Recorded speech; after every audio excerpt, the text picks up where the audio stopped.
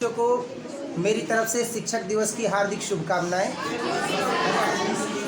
और आज का दिन जो हम लोग सेलिब्रेट करने वाले हैं वो किस महान शख्सियत के बारे में है और किस महान शख्सियत के किस उद्देश्य की पूर्ति के लिए या उनके व्यक्तित्व से प्रभावित होकर के समाज के कुछ वर्ग ने, जो विद्यार्थी वर्ग है, उसने यह निर्णय लिया कि शिक्षक दिवस मनाया जाए। आखिर शिक्षक दिवस को मनाने का कारण क्या है, सबसे पहले इस पर चर्चा करना चाहेंगे।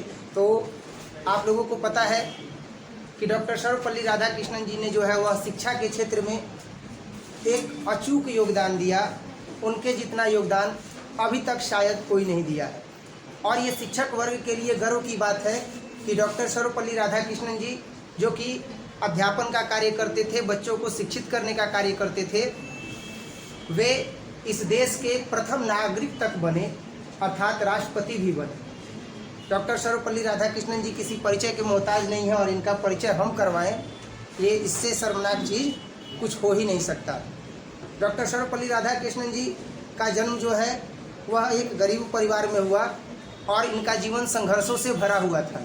इन्होंने अपना अध्यापन कार्य जो है वह बड़ी ही कठिनाई से किया है। बाढ़ के दिनों में, बारिश के दिन में जब बाढ़ आती थी तो ये नदी के बाढ़ को तैर करके और पढ़ने जाया करते थे। पर आजकल का विद्यार्थी क्या कहता है कि जब तक मोटरसाइकिल ना रही तब तक पढ़े ना जाए। एक महान व्यक्तित्व, एक महान शख्सियत का निर्माण तभी होता है जब वह संघर्षों में पला होता है। बिना संघर्ष के कोई भी व्यक्ति महान नहीं होता है। उम्र चाहे कितनी भी छोटी हो, लेकिन अगर संघर्ष बड़ा होता है तो वो तजुर्बा काफ़ी बड़ा देता है। अब आप खुद अपने आप में ये देखिए कि आपने कितना संघर्ष किया है। संघर्ष सबके जीवन में नहीं होता है और जिस कुछ चुनिंदा लोगों के जीवन में होता है वो निश्चित ही महान व्यक्तित्व को प्राप्त करते हैं। डॉक्टर सर्वपल्ली राधाकृष्णन जी का जन्म भी कुछ इसी प्रकार से हुआ और संघर्षों में जो है इनका जीवन यापन हुआ। इनका जन्म जो है वो हुआ था डॉक्टर सर्वपल्ली राधाकृष्णन जी का 5 सितंबर 1888 ईस्वी को। और संघर्षों से भरे जीवन में इन्होंने कभी भी अध्यापन और अध्ययन का कार्य नहीं छोड़ा। जब ये कुछ अध्ययन कर लिए तो अध्यापन का कार्य भी इन्होंने नहीं छोड़ा और अध्यापन कार्य करते रहे। और मैं भी ये बार बार आपको बताता हूँ कि अगर जीवन में कुछ भी करना है तो जीवन के किसी भी पड़ाव पर आप रहिए, जब तक आप पढ़ेंगे नहीं तब तक आगे बढ़ेंगे नहीं।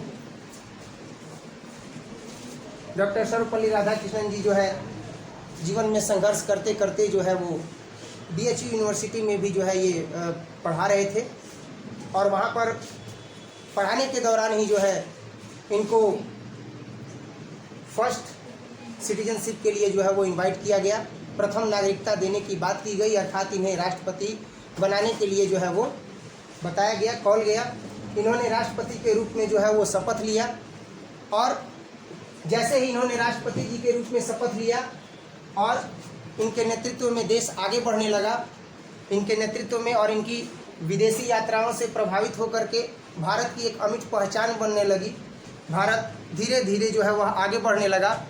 तो इस स्थिति में विद्यार्थियों ने जैसे ही यह चीज़ देखा कि एक बेस्ट लीडरशिप जो है वो हमारे देश को मिल रहा है और सभी शिक्षक समुदाय ने देखा कि हमारे शिक्षक समुदाय से एक व्यक्ति ऐसे निकले हैं जो महान व्यक्तित्व वाले हैं और वो प्रथम नागरिक के रूप में मनोनीत किए गए हैं, तो सब लोगों ने रिक्वेस्ट किया कि हम शिक्षक दिवस मनाना चाहते हैं, इस दिन को शिक्षक दिवस के रूप में मनाना चाहते हैं। तो उन्होंने कहा कि सबसे बेहतरीन यह होगा कि आप मेरे दिन को शिक्षक दिवस के रूप में मनाएं और यही मेरे लिए गर्व की बात होगी। और तब से लेकर के आज तक इनके जन्म दिवस को हम लोग शिक्षक दिवस के रूप में मनाते हैं।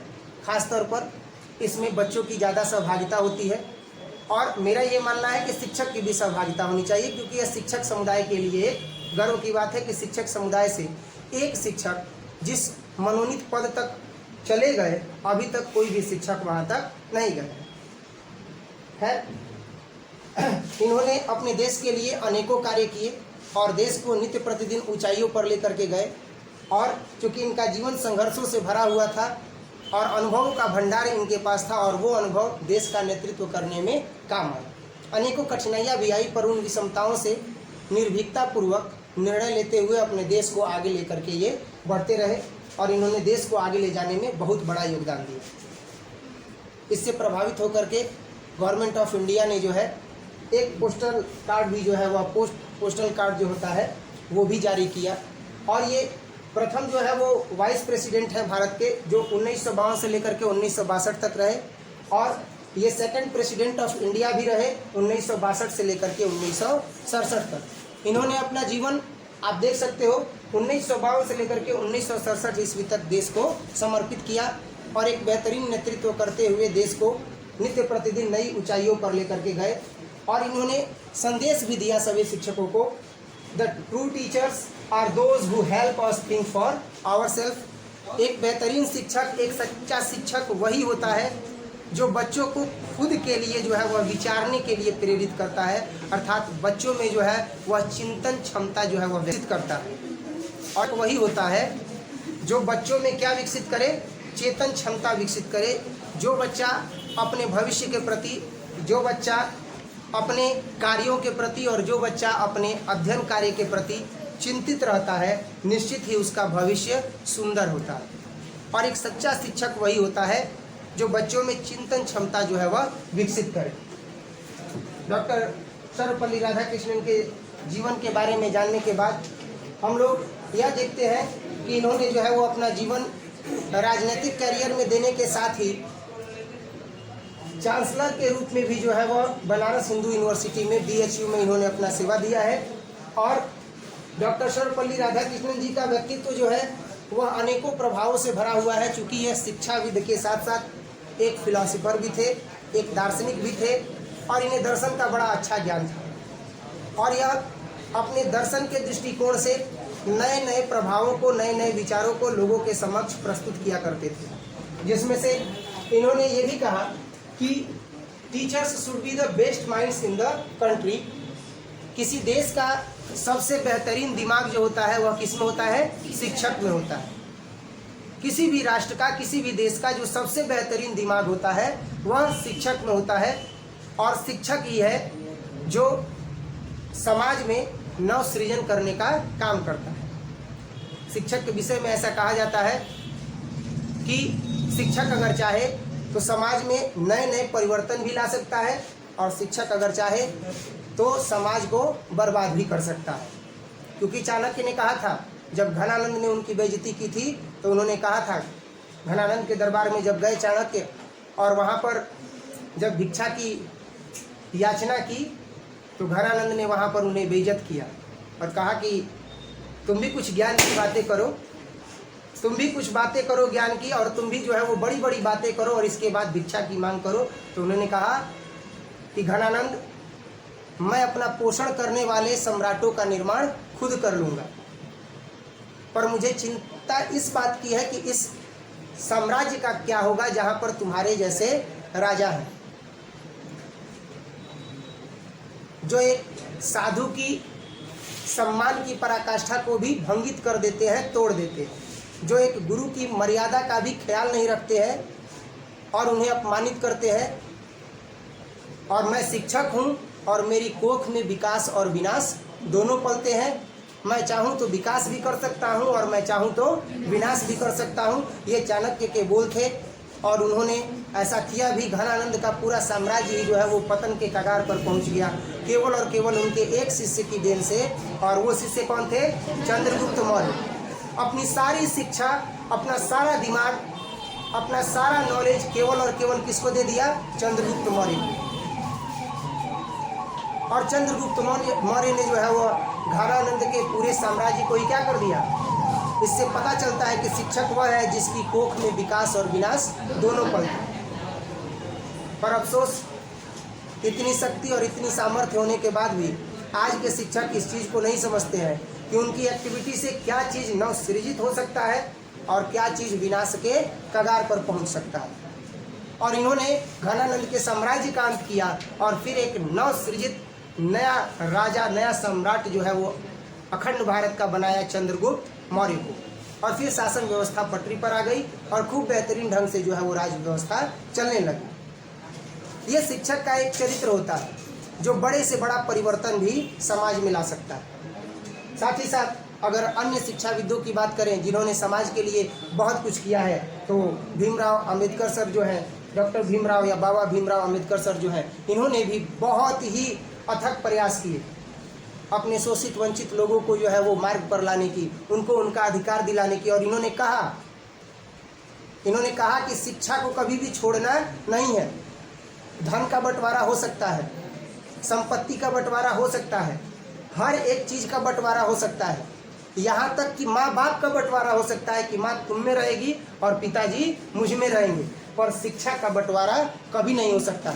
और इन्होंने अपने समाज के वर्गों को यह बताया कि तुम जितना पढ़ोगे उतना आगे बढ़ोगे, क्योंकि शिक्षा शेरनी का वह दूध है जो उसे जितना पिएगा वो उतना दहाड़ेगा। और बहुत से लोगों ने इनकी बातों को माना और अध्ययन का कार्य किया, नित्य प्रतिदिन अध्ययन करते गए, अध्ययन का कभी भी परित्याग नहीं किया। और आज इनके सोसाइटी के लोग, आज इनके समाज के लोग बहुत ही आगे निकल चुके हैं और उच्च पदों पर पदासीन हैं, केवल और केवल किसकी वजह से? शिक्षा की वजह से। तो इस तरीके से हम देखते हैं कि शिक्षा का जो योगदान है वो मनुष्य के जीवन में बहुत ही ज़्यादा है, और शिक्षा के बिना जो मनुष्य है वह कुछ भी नहीं कर सकता है अपने जीवन में। अगर शिक्षा न हो तो व्यक्ति का जीवन एक जानवर के समान है। इसीलिए ये शिक्षा जो देने का कार्य है, जो भी व्यक्ति कर रहे हैं, जो भी शिक्षक कर रहे हैं, उन्हें पूरे समर्पण के साथ करना चाहिए और सही शिक्षा जो है वह देनी चाहिए, ताकि समाज में परिवर्तन आ सके। ऐसी एक्टिविटी न हो सके जिससे कि पता चले कि समाज में कुछ गलत ही मैसेज जा रहा है। और गाइडेंस बहुत ही ज़्यादा जरूरी है। तो शिक्षा जो है, जहाँ पर शिक्षा देने के लिए तो अनेकों लोग हैं। मैंने कल एक स्टेटस डाला था, आपने देखा भी होगा कि अगर शिक्षा लोमड़ी से ली जाए तो मुर्गी चुराना भी पुण्य माना जाएगा। आप इसका चयन कर रहे हैं, इसका भी ध्यान होना चाहिए। और आज के आधुनिक समय में तो शिक्षकों का तांता लगा हुआ है, पर एक बेहतरीन शिक्षक का चयन करना ये आपके नवसृजित विचार से ही तय हो सकता है। अगर आप में नए विचार न हो, अगर आप में समझदारी न हो, तो आप एक बेहतरीन शिक्षक का चयन नहीं कर सकते। तो शिक्षा देने के लिए तो अनेकों संस्थान खुले हुए हैं, पर उसमें भी अब आपको चयन करना है। जो अभी मैंने वक्तव्य बताया, ऐसे अनेकों संस्थान हैं, हमसे भी बेहतरीन संस्थान है। मैंने कई बार बताया है, आज शिक्षक दिवस है और शिक्षक दिवस पर मैं अपने गुरुओं को भला कैसे भूल सकता हूँ। जैसे हमारे सबसे सर्वश्रेष्ठ जो सर है इंग्लिश के, राजेश चौबे सर हैं, जो बक्सर में पढ़ाते हैं। फिजिक्स जो है वो अभिषेक दुबे सर पढ़ाते हैं। केमिस्ट्री जो है वो संतोष सर पढ़ाते हैं, रेडियंस क्लासेस। और मैथमेटिक्स के लिए कालीचरण सर हैं। और अब एक हमारे ही बैचमेट है गुड्डू सर, जो हमारे ही बैचमेट है। हम लोग साथ में पढ़े हैं, हम लोग दोस्त हैं, पर वो भी बेहतरीन शिक्षा के कार्य में जो है वो योगदान दे रहे हैं। तो उनका नाम लेना बनता है। शिक्षक का दायित्व तो यही बनता है कि अगर इनमें से कोई भी बच्चा अगर बाहर जाता है, बक्सर जाता है पढ़ने के लिए, तो वो इधर उधर न जा करके एक बेहतरीन शिक्षक का चयन कर सके, जो उनके बेहतरीन भविष्य का निर्माण कर सके। पर आमतौर पर मैं देखता हूँ कि कोई भी शिक्षक किसी दूसरे शिक्षक का नाम अपने बच्चों के सामने लेते ही नहीं, कि उनका बच्चा जो है वो उनका कोचिंग संस्थान छोड़ करके चला जाएगा। बल्कि शिक्षक का उद्देश्य क्या होना चाहिए? शिक्षक का ये उद्देश्य होना चाहिए कि बच्चों को गाइडेंस अच्छा मिलना चाहिए। और इस तरीके से अभी जैसे मैंने अपने गुरुजनों का नाम लिया, तो उन गुरुजनों के चरणों में बारंबार हम प्रणाम करेंगे, जिन्होंने मुझे इस काबिल बनाया कि मैं आज आप लोगों को शिक्षा दे रहा हूँ। और साथ ही साथ 10+2 के बाद जो भी गुरुजन थे जिन्होंने मुझे शिक्षा दिया, जैसे मोहम्मद सिवली सर हैं, राजीव सिंह सर हैं, ब्रजेश सर हैं, ऋतुराज सर हैं, इन शिक्षकों का भी मेरे जीवन में काफ़ी ज़्यादा योगदान था, बहुत ज़्यादा योगदान। क्योंकि ये वो शिक्षक हैं जिनके साथ मैंने 3 साल का समय बिताया है। और 3 साल में अनेकों प्रशिक्षण मिले, अनेकों कम्युनिकेशन स्किल्स के बारे में बताया गया, अनेकों तरह के प्रशिक्षण से एकदम ओत-प्रोत कर दिया गया। और ये आज उन्हीं का दिन है कि मैं आज इस मंच पर खड़े होकर के और आप लोगों को संबोधित कर रहा हूँ। तो शिक्षक का मेन कार्य होता है एक व्यक्ति के चरित्र को, एक शिष्य के चरित्र को इतना ज़्यादा उत्कृष्ट बना देना कि 1000 लोग हों या लाखों लोग हों, उनके बीच में भी उसका चरित्र निखरता रहे, उसका चरित्र जो है वह प्रदीप्त रहे और सब लोगों को समझ में आए कि नहीं, ये एक व्यक्ति जो है वो अलग है, लाखों लोगों से अलग है, हजारों लोगों से अलग है। तो जिन्होंने अभी जो मैंने गुरुजी का नाम लिया, उन सभी लोगों को मैं आज धन्यवाद देता हूँ और हमेशा आजीवन ऋणी रहूँगा जिन्होंने मुझे इस काबिल बनाया। और मैं चाहूँगा कि आप भी अपने गुरु का हमेशा सम्मान करते रहें, बचपन से लेकर के अब तक आपने जितना भी शिक्षा ग्रहण किया है उसमें आपका व्यवहार ही यह निर्धारित करेगा कि आपने गुरुजनों से क्या सीखा है। आजकल के बच्चे जब 10th क्लास में पढ़ते हैं और 10th क्लास के बाद 12th क्लास में आते हैं तो 10th क्लास के टीचर को भूल जाते हैं, सामने भी पढ़ते हैं तो मुंह चुराते हैं और भाग जाते हैं। ऐसा नहीं करना चाहिए। अगर शिक्षक सामने है तो पहले 10th क्लास के शिक्षक हैं, क्योंकि उन्होंने आपके बेस को क्या किया है, मजबूत किया है। हाँ, ये अलग बात है आप 10+2 में आए हैं तो उससे कुछ ज़्यादा नॉलेज मिल रहा है, पर यहाँ पर इस शिक्षक का भी स्थान है तो वहाँ पर उन शिक्षक का भी स्थान है। और सबसे बड़ा चीज़, सबसे पहली जो शिक्षक है वो आपकी माता जी। आपको हमेशा अपने माता जी का सम्मान करना चाहिए। कोई भी ऐसा भी कार्य कभी नहीं करना चाहिए जिससे कि माँ का हृदय दुखित हो। और ये सब संभव है केवल और केवल शिक्षा से, क्योंकि शिक्षा से ही व्यवहारिक ज्ञान की प्राप्ति होती है। और अगर शिक्षा न रहे जीवन में तो मनुष्य का जीवन जानवर के समान। और भी अनेकों ऐसे महान विभूतियां हैं जिन्होंने शिक्षा को लेकर के अनेकों जो है वो धारणाएं प्रस्तुत की और जनमानस को यह बताया कि we can not change your future but you can change your habits. You can not change your future, आप अपना भविष्य नहीं बदल सकते हो, लेकिन आप अपनी आदत बदल सकते हो। और ये भी मैंने कई बार बताया है कि आप अपने आप को पहले समझो, आप हो क्या, आप में कितना सामर्थ्य है, आप में कितनी शक्ति है, आपकी बुरी संगति क्या है, ऐसा क्या है जो आपका समय ज़्यादा खींचता है, आपको पढ़ाई से डिस्ट्रैक्ट करता है। आपको उन चीज़ों को पहले समझना पड़ेगा और फिर उन चीज़ों से दूरी बनानी पड़ेगी, तब जाकर के एक बेहतरीन भविष्य का निर्माण हो सकता है। और ऐसा जो तथ्य है वह डॉक्टर APJ अब्दुल कलाम ने कहा था कि you can not change your future but you can change your habits and surely your habits will change your future. और यह निश्चित है कि जैसे ही तुम अपनी आदत को बदल दोगे वैसे ही तुम्हारा भविष्य बदल जाएगा। ये सारी चीज़ें, ये सारी बातें आपको सुनने के लिए नहीं मिलती होंगी क्योंकि आपका संग वैसा है।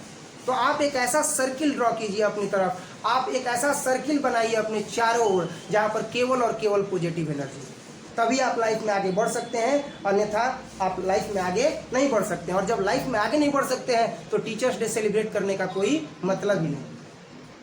टीचर्स डे सेलिब्रेशन का मतलब ही हुआ गुरु का सम्मान। तो गुरु का सम्मान क्या हर वक्त जो है वो अपना माथा टेके रहना है? नहीं, केवल एक काम कर दो, सबसे रिक्वेस्ट है केवल एक काम, और वो काम बस ये, जो गाइडेंस मिले उसे फॉलो कर दो। ये मैंने भी कहा, और आज मैं जब ये PPT बना रहा था तो मैंने इसमें देखा, ये जो है वो doctor APJ Abdul Kalam sir ने भी कहा है कि तुम अपना भविष्य नहीं बदल सकते हो लेकिन तुम अपनी आदतें बदल सकते हो, और जिस दिन तुम अपनी आदत बदल दोगे उस दिन तुम्हारा भविष्य स्वतः ही बदल जाए। आज जब शिक्षा पर चर्चा करना ही है तो शिक्षा के क्षेत्र में असीम योगदान देने वाले डॉक्टर सर्वपल्ली राधाकृष्णन जी के साथ साथ जो है वो अन्य विभूतियों की भी बात की जाएगी। और हम देखते क्या है कि इसके आगे नेल्सन मंडेला जी ने जो है वो कहा है, साउथ अफ्रीका के ये गांधी कहे जाते हैं, और उन्होंने कहा है कि most powerful weapon we can use to change the world is education. सबसे ज़्यादा शक्तिशाली जो हथियार है जो इस संसार को परिवर्तित करने में उपयोग किया जाता है वह शिक्षा है। अगर शिक्षा नहीं है तो संसार में परिवर्तन नहीं आ सकता। शिक्षा की शक्ति को पहचान गए जिस दिन, उस दिन जीवन बदल जाएगा, और जीवन बदल गया तो समझो कि संसार बदल जाएगा। इसी के साथ साथ जो है कई विद्यार्थी जो है वो बहुत ज़्यादा डिप्रेशन में रहते हैं और यह समझ में नहीं आता है कि हम करें क्या सर, हमारी परिस्थितियां खराब है, हमारे घर लाइट नहीं है सर, हमारे पास रूम नहीं है कि हम अकेले रूम में पढ़ें, हमारे पास कमरा ही नहीं मिल रहा है सर, हम जाते हैं तो बच्चे जो है वो कॉपी फाड़ने लगते हैं, हल्ला करने लगते हैं, सर हम पढ़ाई कैसे करेंगे सर, फोकस नहीं कर पाते हैं, माइंड कंसंट्रेट नहीं हो पाता है। एक्चुअली जो है हम पढ़ने की बहुत कोशिश करते हैं लेकिन हम पढ़ नहीं पाते हैं, कोई ना कोई डिस्ट्रैक्शन है जो आपको डिस्ट्रैक्ट कर देता है। हर एक परिस्थिति का केवल और केवल एक हल है, और मैंने बताया भी था ये चीज़। और फिर हम लोग देखते हैं तो मार्टिन लूथर किंग जूनियर जो है वो ये चीज़ बताते हैं कि इफ़ यू कांट फ्लाई, अगर तुम उड़ नहीं सकते हो देन रन, तो दौड़ने की कोशिश करो। अगर तुम्हारे अंदर उड़ने की सामर्थ्य है, अगर उड़ने की शक्ति है और तुम उड़ नहीं सकते हो तो रन करो, दौड़ो। And if you can't run, और अगर तुम दौड़ नहीं सकते हो देन वॉक, तो चलते रहो चलते रहो चलते रहो। अगर आपके अंदर उड़ने की शक्ति है और आप उड़ नहीं सकते हो तो दौड़ो, और अगर दौड़ने की शक्ति है, दौड़ नहीं पाते हो तो टहलो, वॉक करो। And if you can't walk then crawl, और अगर तुम टहल नहीं सकते हो, अगर तुम चल नहीं सकते हो तो रेंग करके चलो। But whatever you do, लेकिन जो तुम भी करोगे, you have to keep moving forward, हर हालत में तुम आगे बढ़ते जाओ। परिस्थितियों का रोना छोड़ दो, परिस्थितियां क्या है, ये समस्या है, वो समस्या है, सारी समस्याओं को अलग रखो, इन समस्याओं से दूरी बनाओ, इन सारी चीज़ों को बस माइंड में एक चीज़ रखो कि ये सारी चीज़ें माइनर चीज़ें हैं, आज के लिए हैं, कल हम इनको नहीं रहने देंगे। और ये जिस विद्यार्थी के दिमाग में सेट कर गया कि आज जो भी परेशानियां हैं, इन परेशानियों को मैं क्या करूंगा, साइड कर दूंगा, दूर कर दूंगा, और केवल एजुकेशन के बलबूते कर लूँगा, तो अब वो अपना माइंड कंसंट्रेट करके पढ़ना शुरू ही कर देगा। परेशानियां अगर सामने आती है तो उसको फेस करो और प्रण लो कि आज जिस कठिनाई से मैं सामना कर रहा हूँ, मेरी आने वाली पीढ़ियाँ इस कठिनाई का सामना नहीं करेंगी, संघर्ष करेंगी, पर वो दूसरे तरह का संघर्ष होगा। ऐसे बहुत से विद्यार्थी हैं जिन्होंने जो है वह जीवन में अनेकों संघर्ष किया, मड़ई डाल करके, झोपड़ी डाल करके पढ़ाई किया, और वो भी झोपड़ी आंधी में बह गई, पढ़ने के लिए बहुत ज़्यादा संघर्ष किया, पर उन्होंने अब अपना जीवन बदल दिया पढ़ाई के दम पर। आज जो है वो नौकरी कर रहे हैं, आज जो है वह IAS IPS बने हुए हैं। अनेकों ऐसी कहानियाँ, इंस्पिरेशनल स्टोरीज हैं, लेकिन उन्होंने दायरा बदल दिया, अपना संघर्ष बदल दिया, और अब उनकी आने वाली पीढ़ियाँ किसी दूसरे तरह का संघर्ष कर रही हैं। उनकी आने वाली पीढ़ियाँ IIT JEE में जो है वह फर्स्ट रैंक लाने के लिए संघर्ष कर रही हैं। रूम सब बना हुआ है, AC लगा हुआ है, पंखा चल रहा है, सब चीज़ है, खाने पीने का भी उत्तम प्रवृत्ति का व्यवस्था है। अब इसके लिए संघर्ष नहीं हो रहा है। अब संघर्ष किसके लिए हो रहा है? अब संघर्ष हो रहा है ऑल इंडिया रैंक 1 लाने के लिए। अब संघर्ष किसके लिए हो रहा है? तो UPSC क्रैक करने के लिए। अब संघर्ष किसके लिए हो रहा है? तो गवर्नमेंट जॉब क्रैक करने के लिए। जो संघर्ष उनके पिताजी ने किया, वो संघर्ष का दायरा क्या हो गया है? समाप्त हो गया है। तो हर हालत में आगे बढ़ते रहना है। अगर आपके अंदर सामर्थ्य है और आपके मार्ग में बाधाएं उत्पन्न होती हैं, तो बस एक चीज़ दिमाग में रखना है कि नित्य प्रतिदिन हमें आगे बढ़ते ही रहना है। बढ़ेंगे तो आगे बढ़ेंगे, और अगर रुक गए तो वहीं पर रुके रह जाएंगे, वहीं पर कहानी ही अब सिमट करके रह जाएगी। उस दायरे के बाहर हम सोच ही नहीं पाएंगे। कई लोग कहते हैं कि लाइट नहीं है, कई लोग कहते हैं कि सर ये परेशानी है। सारे परेशानियों का केवल और केवल एक हल है, केवल और केवल पढ़ते रहना है, और दिल से पढ़ना है और दिमाग से भी पढ़ना है। दिल लगना चाहिए और दिमाग काम करना चाहिए, नहीं कि दिल लग रहा है पढ़ने में पर कुछ कर ही नहीं पा रहे हैं। क्योंकि ये हमें भी पता है कि जब एक बच्चा या जब एक स्टूडेंट और एक शिक्षक और एक किताब और एक पेन जब मिल जाते हैं, तो वो पूरी दुनिया को बदल देते हैं। और जो दुनिया बदलने की शक्ति और सामर्थ्य हम में है, आप में है, वो कहीं नहीं। सभी एजुकेटर्स शिक्षा देते हैं, सभी एजुकेटर्स पढ़ाते हैं, सभी एजुकेटर्स महान होते हैं, ग्रेट होते हैं, सभी को प्रणाम है। पर आखिर कुछ तो बात है, कुछ तो जरूर बात है ना, कि कुछ चेंजेस दिख रहा है सोसाइटी में, और उस चेंजेस का सबसे पहला पड़ाव जो है वो आपके सामने है। हम लोग एक ऐसे तकनीक को लाए जिस तकनीक के द्वारा हर चीज़ों को समझना आसान हो गया। ये एक प्रयास ही है, और इससे भी बड़ा बड़ा परिवर्तन जो है वो आपको देखने के लिए मिलेगा। और ये कैसे संभव है? जब एक बच्चा रहेगा, साथ ही साथ कब रहेगा? तो जब एक शिक्षक रहेंगे, और जब दोनों मिलेंगे और कॉपी और पेन के साथ जब एकदम मर्दन होगा, तैयारी होगा, तो ऐसी स्थिति में क्या होगा? समाज में परिवर्तन आना लाजमी है। समाज में परिवर्तन हो करके रहेगा। समाज में अनेकों बुराइयाँ हैं। क्या आपका हृदय कभी यह नहीं करता है कि आप देखते हो कि एक छोटा सा बच्चा जो है वो सब्जी की दुकान पर बैठ करके और सब्जी बेच रहा है, तो आपका हृदय ये नहीं करता है कि काश मैं कुछ इतना योग्य अगर हो जाता तो आने वाले वक्त में उन लोगों का मदद करता, ऐसे बच्चों को मैं फ्री ऑफ कॉस्ट में जो है वो एजुकेशन देता, मैं कोई IAS PCS बन जाता तो मैं एक फंडिंग जो है वो अरेंज करता, और उसमें जो है वो कुछ लोगों से भी मदद लेता और कुछ अपने पेमेंट का भी हिस्सा देता, 4% 5%, और उससे जो है वो समाज में ऐसे उनके वर्ग के लोगों की मदद करता ताकि उन्हें शिक्षा मिल सके। समाज में फैली हुई अनेकों बुराइयां हैं, और उन बुराइयों को खत्म करने का प्रण ये नव युवकों को लेना होगा। और समाज तभी बदल सकता है, अन्यथा समाज नहीं बदल सकता है। और अक्सर ऐसा देखा गया है, कार्य करने के 2 पहलू होते हैं। एक कार्य किया जाता है अपने लिए, और एक कार्य किया जाता है समाज के लिए। Work has 2 aspects, work for one self and work for the society. If you work for one self, अगर आप काम खुद के लिए करते हो तो उसका जो भी लाभ मिलेगा वो केवल और केवल आपके लिए मिलेगा। If you work for the society then profit will be your. जो भी लाभ मिलेगा वो केवल और केवल आपका होगा। But if you work for the society, लेकिन अगर आप समाज के लिए कार्य करते हो तो आप उसमें खुद ब खुद लाभान्वित हो जाओगे, क्योंकि उसी समाज के हिस्सा आप भी हैं। तो इसीलिए एक विजन रखना चाहिए, एक दृष्टिकोण रखना चाहिए कि हमें कुछ बड़ा करना है। जब ख्वाहिश सूर्य की करोगे तो तारों पर लटकना लाजमी है। तो लक्ष्य हमेशा बड़ा रखना चाहिए, तभी समाज में परिवर्तन आ सकता है, अन्यथा समाज में परिवर्तन नहीं आएगा। और इस शिक्षक दिवस पर केवल और केवल यही चीज़ कहेंगे कि पढ़ाई लिखाई तो सारी चीज़ें बता दी गई कि कैसे पढ़ना है, शिक्षक दिवस क्यों मनाया जाता है। और एक शिक्षक और एक गुरु सबसे महान तभी होते हैं जब उनका विद्यार्थी सफल हो जाता है। और विद्यार्थी सफल कब होगा? जब रिजल्ट आएगा। तो अच्छे रिजल्ट लाने के लिए जो है वो हमें बातों से नहीं बल्कि रातों से लड़ना होगा, क्योंकि इसमें बहुत सारी बच्चियां हैं, बहुत सारे बच्चे हैं जो रातों से लड़ने में सामर्थ्यवान नहीं है। 8 बजे सूत जाते हैं, 9 बजे सूत जाते हैं। तो उससे कुछ नहीं होगा, बातों से कुछ नहीं होगा, रातों से लड़ना होगा। और जिस दिन आप अपना नींद त्याग दीजिएगा उस दिन आपका लक्ष्य आपके सामने होगा। मोटिवेट करने के लिए तो कई बार मोटिवेट किए हैं पर कोई प्रभाव नहीं पड़ता है। पर अब एग्ज़ाम नज़दीक है, अब आप कैसे अपना भविष्य बनाइएगा ये आप देखिए। बाकी हम तो जिस तैयारी में हैं, जिस रिदम में हैं, अभी बच्चों को दिखाए थे, सब चीज़ रेडी है। अब बस आपका साथ चाहिए। आप कितना जम करके तैयारी करते हैं, आप एक लेसन को कितना बार पढ़ते हैं, वो आपके ऊपर है। और हम तो पढ़ाएंगे भाई, क्योंकि हमारा काम है पढ़ाना और स्वप्न है कि परिवर्तन लाना है, तो ला करके रहेंगे। बाकी अब आपका साथ चाहिए। आप क्या करते हो अब मुझे वो देखना है।